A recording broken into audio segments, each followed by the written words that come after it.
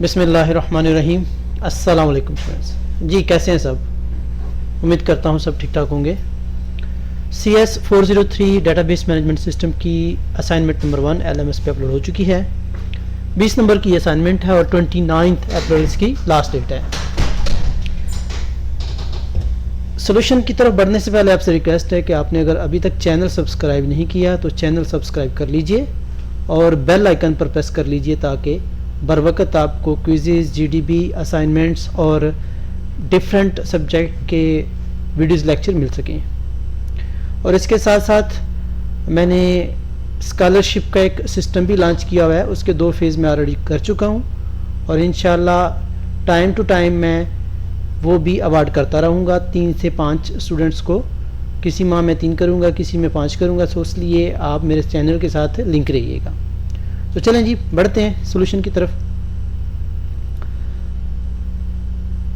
मैं direct solution की तरफ आता हूँ। बुक स्टोर डेटाबेस बनाना है आपने, ठीक है। कह रहा है imagine you are asked to design a database for famous online book store. एक ऑनलाइन बुक स्टोर है, उसका डेटाबेस बनाना है आपने। Book store sells a variety of books across different genres and authors. Customer can browse the books store website, search for books, add them to their shop cart and proceed for purchase items.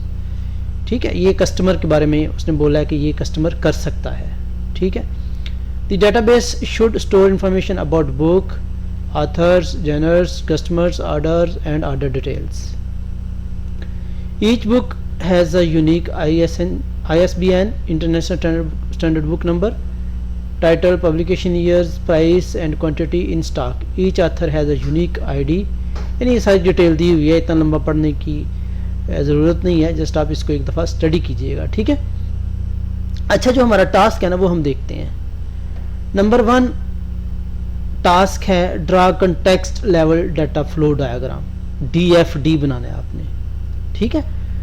तो DFD के लिए आपको सबसे पहले इसमें देखिएगा 2 actors हैं। एक कस्टमर है हमारा, ठीक है, वो आपने आइडेंटिफाई करने होते हैं, और एक जो है वो एडमिन है जो कि इनको हैंडल कर रहा है, बुक स्टोर वाला, ठीक है। तो 2 यानी आपके एक्टर आएंगे, एक कस्टमर और एक कौन सा होगा, एडमिन होगा, ठीक है। और इसके अलावा ये कस्टमर क्या करता है, उनकी एक्टिविटीज़ क्या हैं, एक्शंस क्या हैं, ठीक है। मेन सिस्टम से वो डाटा किस तरह फ्लो हो रहा है वो हम चेक करेंगे, और एडमिन से मेन सिस्टम का डाटा किस तरह फ्लो हो रहा है वो हम देखेंगे।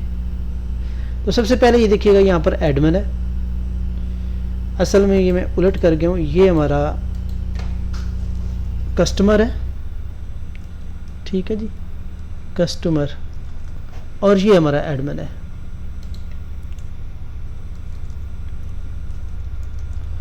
ये 2 हमारे एक्टर्स हैं, ठीक है। अच्छा, अब ये करते क्या हैं वो हम यहाँ पर लिखेंगे, और उसका फ्लो किस तरफ है।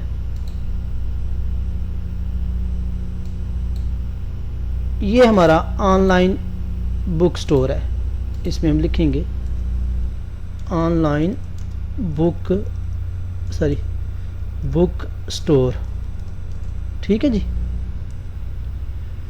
इसको मैं थोड़ा सा इस तरह करता हूँ, छोटा कर लेता हूँ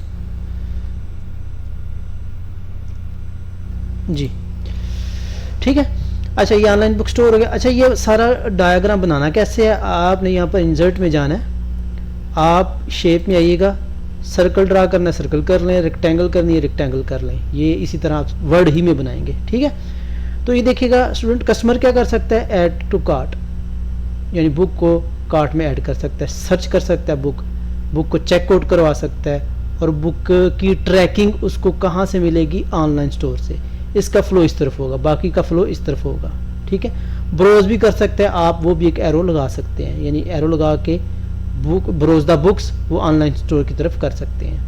अब एडमिन क्या करेगा, ये सारी डिटेल जो है वो ऑर्डर को मैनेज करेगा, मैनेज बुक्स करेगा, यानी बुक्स को मैनेज करेगा, और जितनी भी रिपोर्ट्स हैं वो रिपोर्ट्स जो हैं वो सिस्टम से इसको मिलेंगी ऑनलाइन बुक स्टोर से, ठीक है। Miscellaneous reports. ठीक है जी।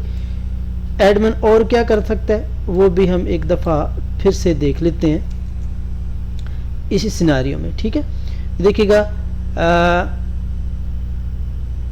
ये तो कस्टमर का आ गया। ठीक है,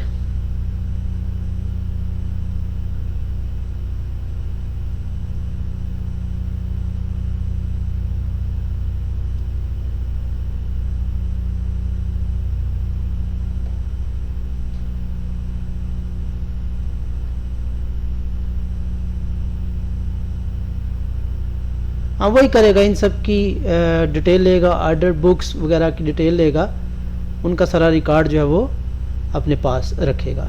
ठीक है, तो ये आपका DFD 5 नंबर का बन गया। अब सेकंड में हम देखते हैं अच्छा ये इस तरह भी इसको हम क्रिएट कर सकते हैं, लेकिन चूँकि कंटेक्स्ट DFD बनाना है, हमने कंटेक्स्ट लेवल का बनाना है, तो वो इसी तरह बनेगा। ठीक है, इसको आप इग्नोर कीजिएगा, ये ना बनाएं। Identify all possible entities. अच्छा, इसमें एंटिटीज़ देखनी और इसके एट्रीब्यूट देखने, ये मैंने हाईलाइट की हुई है। बुक एक एंटिटी, आपको पता है ऑथर भी एक एंटिटी है। बुक का क्या हो सकता है, नेम हो सकता है बुक का, उसकी हम एट्रीब्यूट भी साथ देखते हैं। ऑथर्स है, जेनर्स है, कस्टमर ऑर्डर है एंड ऑर्डर डिटेल, ये सारी की सारी क्या हैं, एंटिटीज़ हैं। ठीक है, तो ये यहाँ पर मैंने एंटिटीज़ लिखी हुई है। बुक है, बुक के क्या हो सकते हैं, उसका इंटरनेशनल स्टैंडर्ड बुक नंबर है, टाइटल हो सकता है, पब्लिकेशन ईयर, प्राइस, ये सारे उसके एट्रीब्यूट हैं। ठीक है, ऑथर है, ऑथर का नेम हो सकता है। ये प्राइमरी की भी हम लिख सकते हैं साथ की, इसका प्राइमरी की है जिससे आप उसको सर्च कर सकते हैं। नेम हो सकता है, बायोग्राफी हो सकती है ऑथर की, जेंडर का आईडी हो सकता है, नेम हो सकता है, आईडी हमेशा प्राइमरी की ही रखते हैं। ठीक है, कस्टमर है, कस्टमर आईडी हो सकता है, नेम, ईमेल एड्रेस वगैरह, शिपिंग एड्रेस वगैरह हो सकता है। ऑर्डर, ऑर्डर का क्या, ऑर्डर आईडी हो सकता है, ऑर्डर डेट हो सकती है, टोटल प्राइस हो सकती है, ऑर्डर डिटेल हो सकती है। ऑर्डर डिटेल में क्या हो सकता है, ऑर्डर डिटेल आईडी हो सकती है, ऑर्डर आईडी फॉर्न की हो सकती है, इसके 2 आईडी हो सकते हैं। ठीक है, ISBN भी हो सकता है, क्वांटिटी हो सकती है, प्राइस हो सकती है। तो ये इसका क्या हो गया, एंटिटीज़ और साथ उसके एट्रीब्यूट्स हो गए। अगर रिलेशनशिप हमने निकालने हैं कि इन एंटिटी का आपस में रिलेशनशिप क्या है, बुक का जेनर के साथ 1 to many है, ये n many को शो करता है। अच्छा, इसको दूसरे डायग्राम से भी हम बना सकते हैं। चले मैं डायग्राम भी आपको बना के दिखा देता हूँ। इधर बुक लिख लें, जिस तरह ये है, बल्कि इस तरह आप कर सकते हैं। ये बुक लिख लें और ये क्या है, दूसरी एंटिटी जो भी है उसके साथ उसका नाम लिख लें और एरो लगा दें। ठीक है, एरो, एक सिंगल एरो के साथ जो 1 है उसके साथ 1 लिखें और जो मैनी उसके साथ n लिखें। ठीक है, लेकिन मैंने सिंपल इस तरह किया हुआ है। बुक टू ऑथर का 1 to many to 1 है, कस्टमर का 1 to many है, ऑर्डर का 1 to many है, book to order many to many है। ठीक है जी, और लास्ट में क्या करना है, हमने एक ड्रा करना है डायग्राम ERD, यानी एंटिटी रिलेशनशिप डायग्राम ड्रा करना है। तो ये एंटिटी रिलेशनशिप डायग्राम मैंने ड्रा कर दिया। इनके जो आपस में रिलेशन है, यानी ऑर्डर का कस्टमर के साथ क्या रिलेशन है, 1 to many, ऑर्डर का ऑर्डर डिटेल के साथ जो ऊपर थे ना, उन्हीं को आपने ड्रा कर देना है। मैं इसको थोड़ा छोटा कर देता हूँ ताकि आप इसको नोट करना चाहें तो नोट कर सकते हैं। ठीक है जी, और साथ में मैंने इनके एट्रीब्यूट्स भी लिख दिए हैं। क्लियर हो गया जी। इसमें हमने मैक्सिमम और मिनिमम कार्डिनैलिटी का भी बता दिया, इसकी 1 है और इसकी मैनी है, इसी तरह इसकी मैनी है, इसकी 1 है, ये n मैनी को शो करता है। ठीक है जी, तो होपफुली आपको समझ आई होगी, कुछ चीज़ ऐसी नहीं जो आपको समझ ना आई होगी। तो अगर फिर भी कोई डाउट है तो आप कमेंट में पूछ सकते हैं, और जाने से पहले आपसे रिक्वेस्ट है कि चैनल को सब्सक्राइब कर लीजिए। अल्लाह हाफिज़।